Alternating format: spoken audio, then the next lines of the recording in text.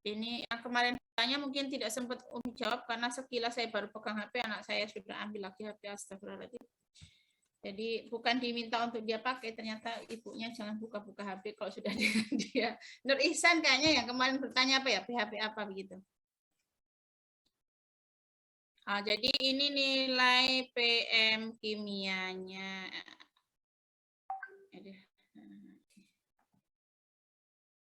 Ya, silakan ya dilihat lagi ini.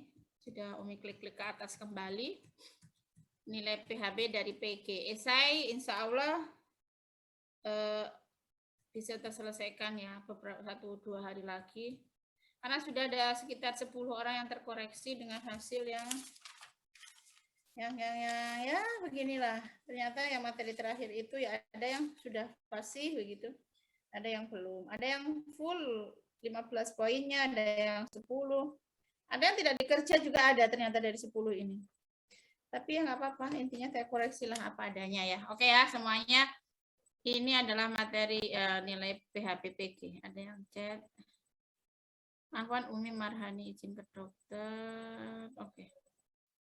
Oke, terima kasih informasinya. Marhani izin. Marhani izin ke dokter.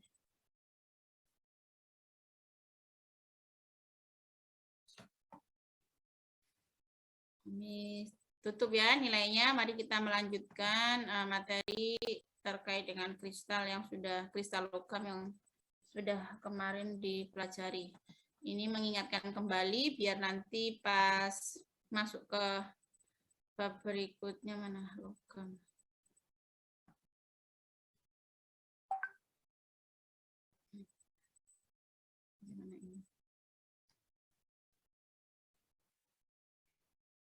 Sudah nampak nak share screen? Ada 22 yang sudah bergabung. Jadi mengingatkan kembali juga, kemarin kan tugasnya untuk PM kimia adalah di sini membuat susunan kristal logam, yaitu susunan rapat heksagonal, di dalamnya ada kubus berpusat badan, jadi ini 2. Kemudian ada susunan rapat kubus, di dalamnya ada kubus berpusat muka, berarti ada 4. Ada yang mengirim di WA, ada yang mengirim di email. Yang mengirim di email belum terbuka, insya Allah nanti dibuka kembali. Kalau yang mengirim di WA otomatis terbuka dengan nama-namanya. Ada yang minta maaf terlambat-terlambat ya, pokoknya dikumpul lah. Saya mau memaksakan posisi belum juga atiolo ya. Jadi insya Allah yang merasa belum segera dikumpul lah ya, dikirim saja di email atau di WA. Yang sudah terima kasih atas respon positifnya sehingga sudah menyelesaikan tugas dengan baik.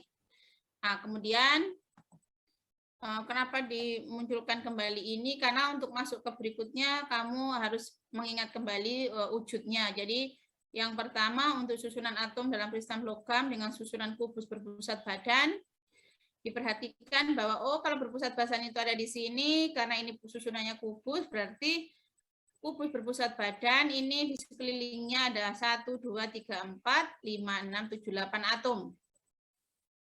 Nah, untuk apa sih kita nanti menghitung atom-atom yang ada di sebelahnya? Apa nih?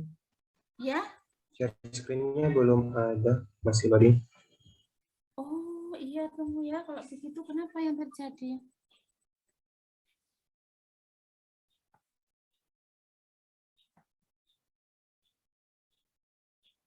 Saya stop saja, saya ulangi ya. Walah.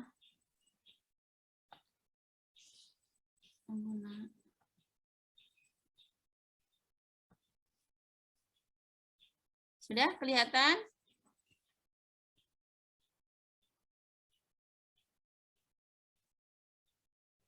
Sudah ada Gonim? Masih loading kalau di saya, Umi. Sudah ada, Umi? Sudah, bisa.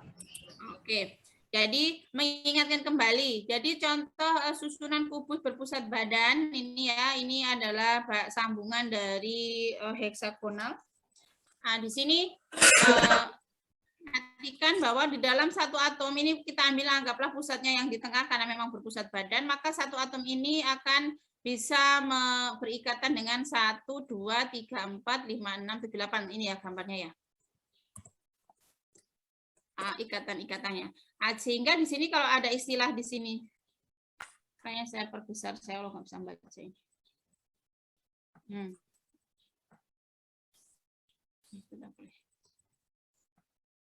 Nah, kalau kita lihat di sini dalam susunan kubus berpusat badan, setiap atom logam memiliki bilangan koordinasi 8 begitu. Apa itu bilangan koordinasi? Kenapa 8? Nah, itu kan kita bahas setelah ini, tapi saya mengingatkan, review kembali. Jadi di atom pusat ini dia mengikat 8 tuh. Nah, jadi nanti bagian penjelasan bilangan koordinasi itu dari situ. Jadi adanya atom-atom tetangga dari atom pusat itu berapa jumlahnya, itulah bilangan koordinasinya. Nah, ini adalah contoh dari susunan kubus berpusat badan. Kenapa nanti kita harus belajar bilangan koordinasi? Nah, itulah yang memberi efek sifat-sifat dari kristal logam. Kemudian di sini adalah muka. Kubus berpusat muka berarti berapa yang bisa dia ikat? Nah, itu nanti dilihat yang ada di sekelilingnya. Jadi ini dia berikat dengan 4, berarti ada ke bawah dan ke atas ya. Nah, ini rombohidral. Rombohidral itu seperti kubus sederhana, cuman dia miring begitu ya. Jadi di dalam satu atom ini sebenarnya dia bisa berikatan dengan di sini 3, berarti di sebelah sini juga akan ada 3, maka muncul 6 begitu. Kenapa sih membahas itu? Tunggu ya, slide berikutnya nanti saya jelaskan. Nah, kemudian kristal intan. Nah, yang sudah kita pelajari bahwa intan itu bentuknya adalah tetrahedral ya, dari awal dulu. Tetrahedral berarti satu atom pusat bisa berikatan dengan 4 yang lainnya, tuh muncul bilangan koordinasinya 4.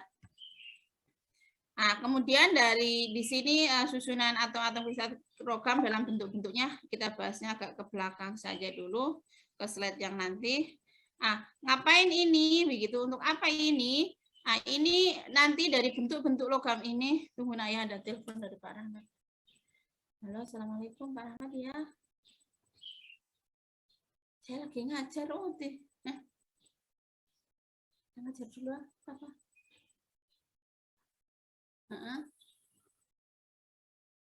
Link Zoom untuk Pak Bupati dan teman-teman. Oh, di situ belum. Oh iya, saya mau ke anak dulu ya, tapi saya lagi ngajar dulu. Bagaimana ya? Saya ngajar dulu ya. Yuk. Assalamualaikum. Oke, mari kita lanjut. Jadi simbol-simbol dari logam-logam ini adalah bentuk kristal logamnya. Nanti kok ada yang bermacam-macam. Ini kan ada informasi di bawahnya yang kemarin sudah Omi sempat jelaskan, tapi cepat ya waktu kemarin. Jadi apa maksudnya kalau Li ini ada kotak dengan ada segi 6 begitu, berarti Li ini dia bisa berbentuk HCP, jadi bisa berbentuk heksagonal, bisa juga berbentuk kubus berpusat badan. Kenapa dalam satu atom si logam ini kristalnya nanti bisa bermacam-macam bentuk? Itu yang kemarin sempat dijelaskan di sini dan terpotong untuk lanjutan PPT-nya. Jadi di sini diinformasikan bahwa ada polimorfisme. Jadi dengan adanya pengaruh temperatur itu ternyata mempengaruhi struktur kristal logam. Jadi struktur kristal logam itu dapat dipengaruhi oleh temperaturnya. Apa efeknya? Pada temperatur rendah, atom-atom pada kristal logam cenderung membentuk susunannya rapat. Jadi kalau pas susunannya rendah dia rapat. Sedangkan pada temperatur tinggi cenderung membentuk susunan tidak rapat.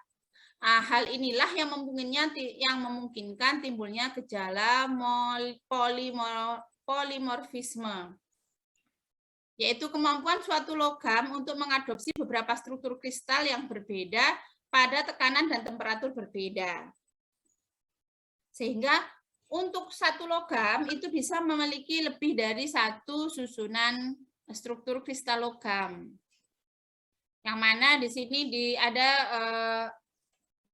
keumuman bahwa nanti untuk polimorf itu biasanya diawali dengan alfa, beta, dan gamma. Alfa untuk suhu rendah, sedangkan beta dan gamma digunakan untuk suhu tinggi. Jadi wujud ini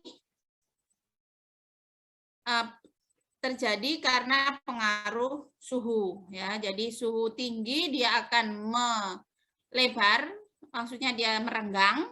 Kalau suhunya rendah dia akan merapat, sehingga kayak ini ya, contohnya ini strontium. Strontium itu bisa berwujud kubus berpusat badan, bisa berwujud heksagonal, dan bisa juga berwujud rapat kubus yang rapat. Apa yang menyebabkan ini? Yang menyebabkan adalah suhu. Efeknya apa dari kondisi ini? Kita akan belajar tadi bilangan koordinasi. Ternyata pada bentuk yang berbeda, pada susunan kristal logam yang berbeda, bilangan koordinasinya yang berbeda, yang nanti efeknya akan ke jari-jari. Kalau sudah ke jari-jari akan memberi sifat yang berbeda juga. Yuk kita lanjut ke PPT berikutnya. Yang hadir ada 30, kurang 7 orang. Kalau ada informasi selain Marhani, silahkan di chat ya. Tidak ada yang on cam sama sekali. Tapi saya juga enjoy saja ya. Kamu nggak on cam toh? On cam bahagia, tidak on cam ya tetap harus bahagia. Kristal logam, mana ya kristal logam? Logam. Masa sih tutup? Kristal logam.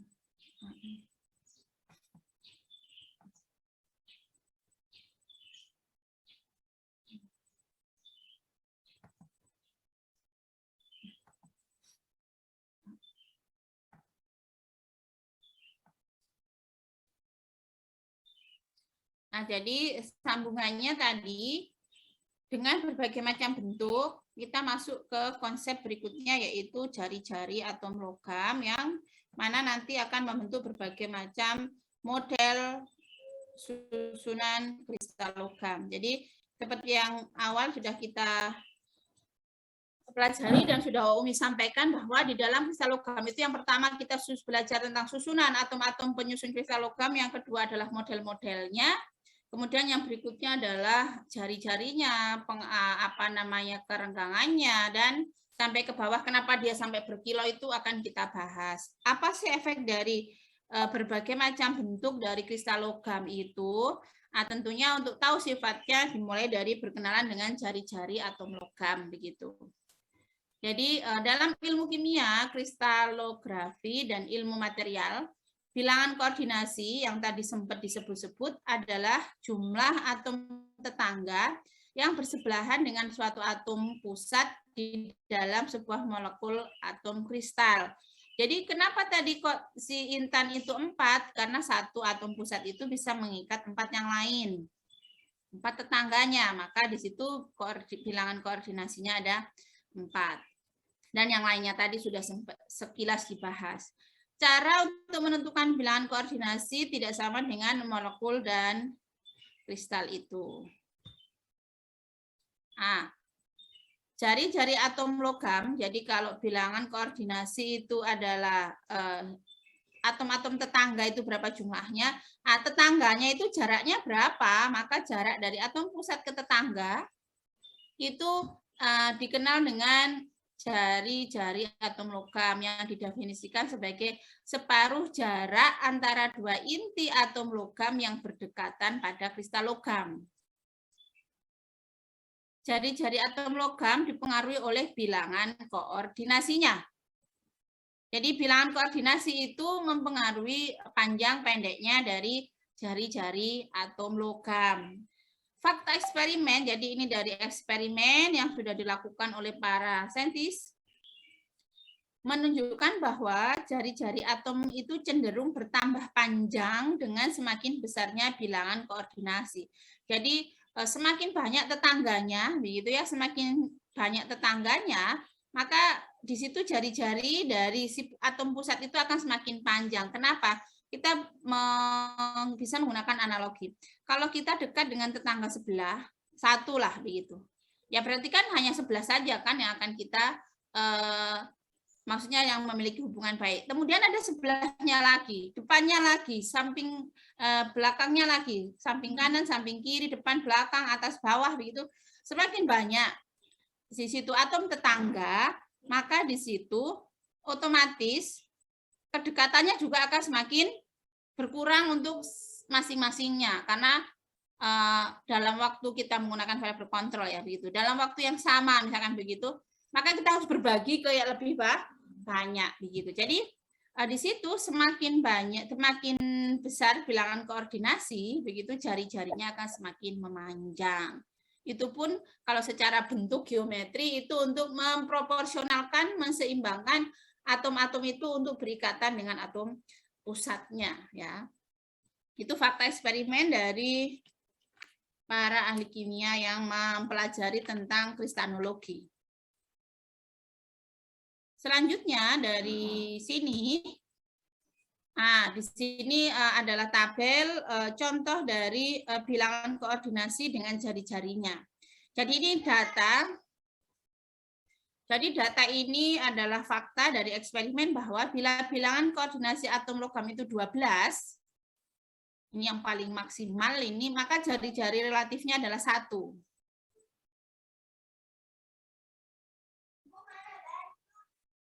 Ada di tes yang putih. Jadi kalau di situ bilangan koordinasinya 8, 0,97, 6, 0,4, 0,96 dan yang 4 0,88.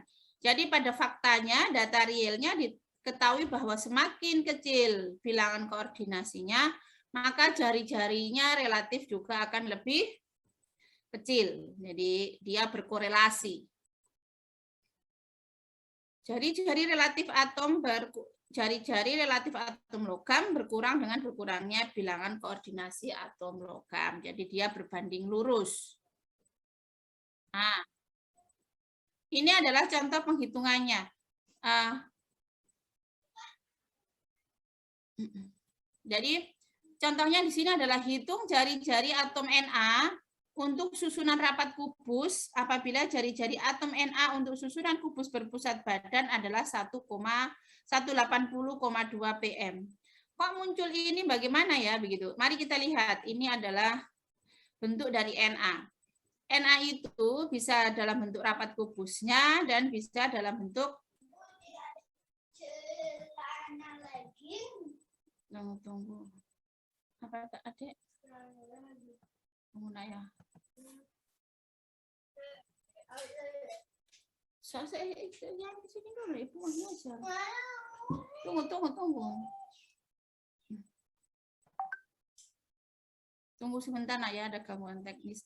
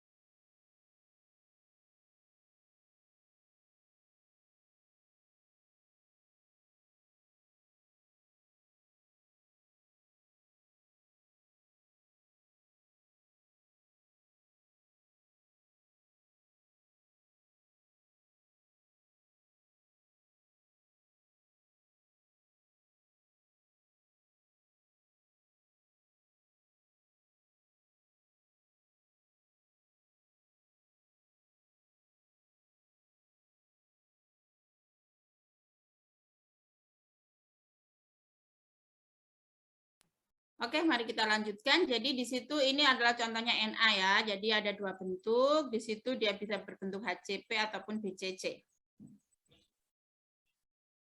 Mana soalnya tadi? Kita lihat di sini. Jadi yang diminta adalah hitung jari-jari atom Na untuk susunan rapat kubus. Apabila jari-jari atom untuk susunan kubus berpusat badannya adalah 180,2, jadi 180,2 pm.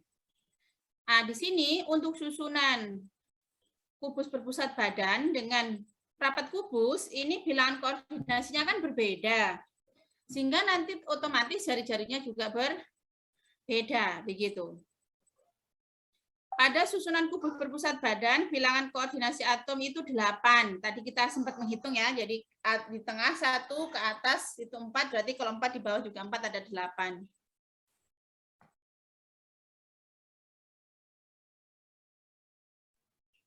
Nah, kemudian bagaimana kita menghitungnya? Yuk kita hitung.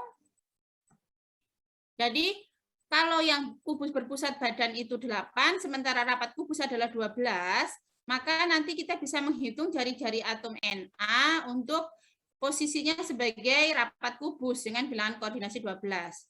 Tadi di atas, kan kalau bilangan koordinasinya 12, jari-jari relatifnya 1. Kalau 8 itu 0,97, maka kita menggunakan perbandingan, sebenarnya perbandingan biasa. 1 yang ditanya per 0,97 itu yang ditahu dikali jari-jari atom Na untuk bilangan koordinasi 8 atau pada susunan kubus berpusat badan. Sehingga 1 per 0,97 dikali 180,2 pm. Nah, itu jawabannya adalah 186,0 pm. Jadi, kita bisa lihat bahwa untuk atom Na dengan susunan rapat kubus itu memiliki jari-jari atom lebih panjang dari susun Na pada susunan kubus berpusat badan. Jadi kalau yang kubus berpusat badan 180,2 pikometer, kalau yang dalam bentuk susunan rapat kubus adalah 186 pikometer. Jadi di sini ada fakta eksperimen, kemudian kalau kamu nanti diminta menghitung, membuktikan bahwa dengan bilangan koordinasi yang lebih besar, itu jari-jarinya pun lebih panjang, itu kita bisa menghitung seperti ini. Oke, sampai di sini ada yang ditanyakan? Tidak ada yang bertanya, aman, berarti lanjut.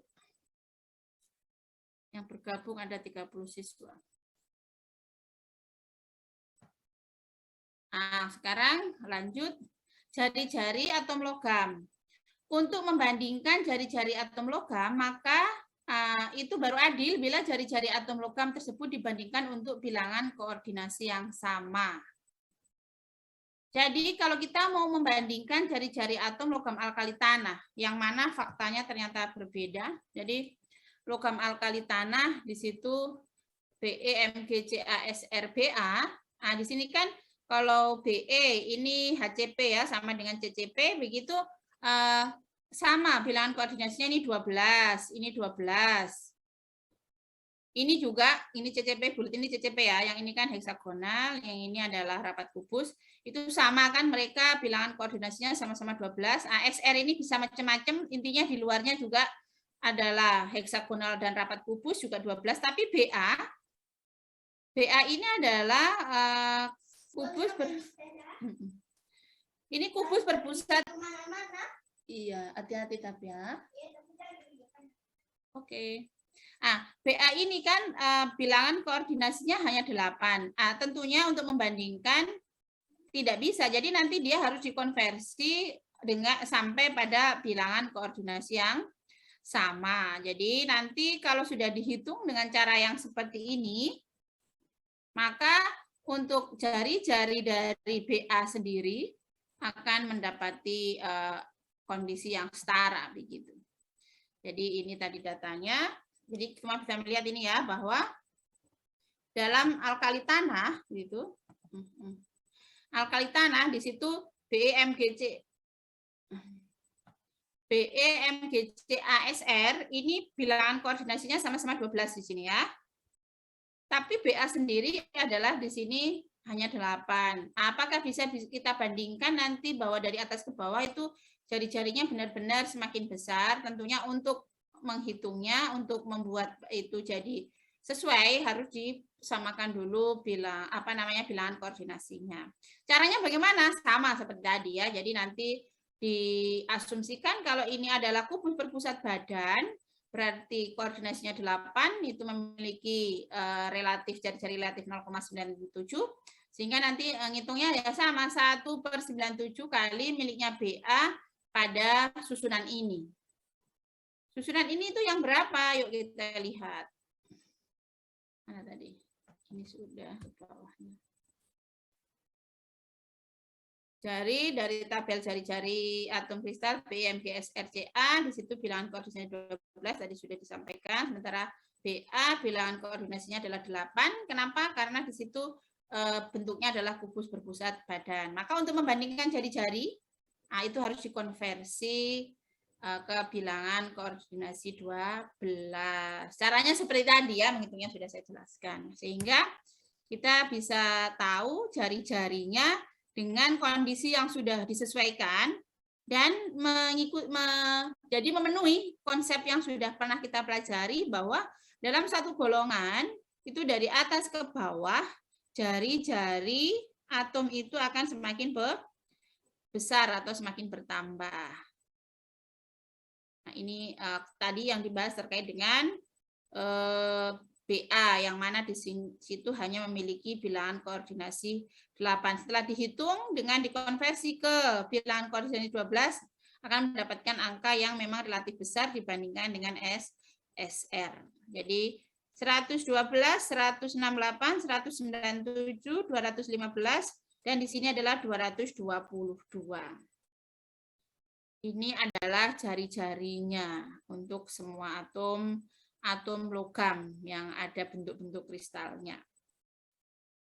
Sebelum lanjut dari jari-jari menuju sifat logam untuk dapat ditempa, ada pertanyaan? Halo? Bila semuanya diam dan tidak ada pertanyaan, ya saya lanjut saja. Yang penting di sini ada kehidupannya. Fajri, di grup ke Fajri, biasanya kok on cam, Le? Enggak apa-apa, saya pokoknya saya ngajar. Kamu nggak on cam, nggak kelihatan. Pokoknya sudah diingatkan loh ya, yuk on cam, yuk on cam. Kalau waktumu daring tinggal sebentar kok. Tinggal 2 pekan lagi ya? Tidak ada, 1 pekan lebih. Jadi kalau sudah tidak ada pertanyaan di penghitungan jari-jari, jadi insya Allah nanti PAS menghitung begini sudah bisa ya, sudah fasih. Nah sekarang sifat logam yang akan kita bahas, selain dari strukturnya sudah, modelnya sudah, bagaimana titik didih dan titik lelehnya, sekarang masuk pada sifat berikutnya, yaitu logam itu bisa ditempa dan diregangkan. Ya. Jadi kalau struktur atom itu mulai dari 2 dimensi, ya, ada bujur sangkar, ada heksagonal, kemudian 3 dimensi, ada heksagonal, ada rapat kubus, kemudian dikembangkan mulai dari kubus berpusat badan, berpusat muka, kemudian rombohedral, ada intan, ada kubus sederhana, kemudian dikaitkan dengan suhu, titik lelehnya, otomatis kalau ada suhu berhubungan dengan panas, di situ tadi sudah dijelaskan ada polimerisme. Selanjutnya dikaitkan dengan jari-jari dan bilangan koordinasinya, maka sekarang masuk pada sifat berikutnya, yaitu logam itu bisa ditempa dan diregangkan.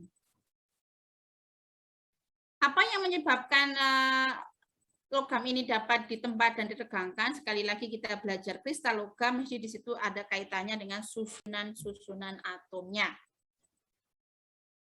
Kita mulai. Jadi di sini logam dapat ditempa atau malleable dan diregangkan atau daktil tanpa mengalami keretakan.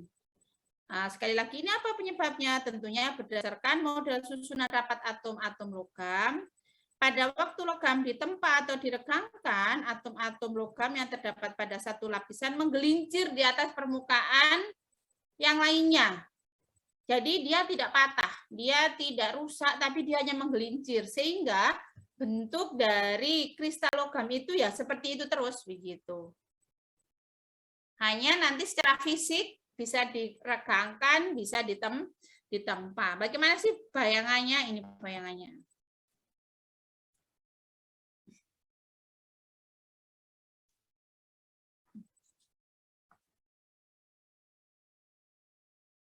Jadi proses bagaimana peregangan dan penempaan dari logam.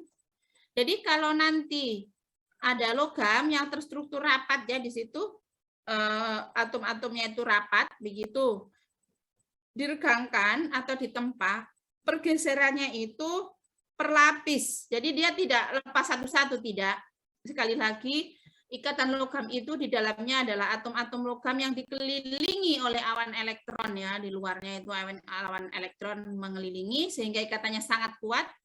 Nah, sehingga pada perlakuan tertentu, jadi di sini ya ada istilahnya arah tempaan pada logam. Jadi kalau di sini ada ditempa, ini ya lapisan ini, maka nanti akan terjadi pergeseran saja. Jadi dia akan menggelinding di atas susunan logam yang ada di bawahnya. Posisinya tidak berubah, dia hanya bergeser. Sehingga nanti logam itu tidak patah dan tidak rusak. Ini contohnya ya. Dari sini, zret, setelah ditempa, gelinding ke sini, zret. Apa yang terjadi? Yang terjadi hanya perpindahan posisi. Yang awalnya di sini posisinya, setelah ditempa jadi bergeser ke sini. Perpindahan posisi lapisan atom pada saat logam ditempa. Gambar kiri sebelum logam ditempa dan gambar kanan setelah ditempa.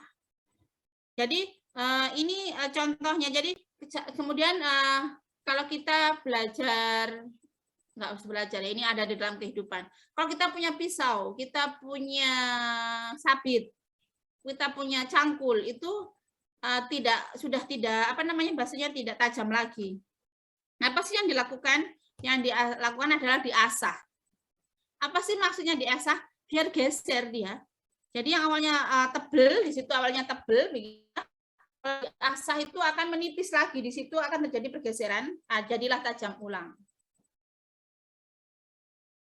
Kemudian dia setelah tajam, lama-lama lagi sudah mulai tumpul lagi, diasah lagi. Nah, itu adalah proses-proses penempaan sehingga bisa dimanfaatkan dengan baik itu logam. Kalau ini contoh yang paling mudah. Kemudian selain itu kamu bisa melihat itu si pandai besi ya. Kalau kita mau tahu bagaimana sih pandai besi, awalnya dipanaskan dulu itu di bara api. Kan kalau panas dia merenggang tuh. Kemudian didinginkan, dia kan bergeser tuh, proses bergeser kemana-mana itulah nanti disitulah proses penempaan. Penempaannya ini maksudnya dipukul-pukul ya, ditipiskan. Kok nggak pas dingin saja? Tadi sudah dijelaskan bahwa polimorisme itu di situ terjadi ada pada suhu rendah dan pada suhu tinggi. Pada suhu rendah itu kan merapat, pada suhu tinggi merenggang. Pas merenggang ini kan prosesnya dia bisa berpindah lebih mudah. Pada saat panas inilah makanya pandai besi melakukan proses mekaniknya, yaitu memukul-mukul logam biar jadi tipis. Nanti kalau sudah tipis, sudah dibentuk, baru diasah, jadilah tajam. Dengan proses reaksi perpindahannya seperti ini. Jadi di sini awalnya kalau dikecilkan, ini kan susunannya 1, 2, 3. Nah, di sini menjadi dari arah sini menuju ke sini. Jadi tidak merusak susunannya. Itu untuk peregangan dari logam. Nah, di sini sifat dapat ditempa dan diregangkan logam, makin rapat suatu logam, makin mudah lapisan atom logam menggelincir di atas lapisan atasnya. Kerapatan suatu lapisan atom logam berkaitan langsung dengan bilangan koordinasi atom-atom logam penyusunnya. Makin besar bilangan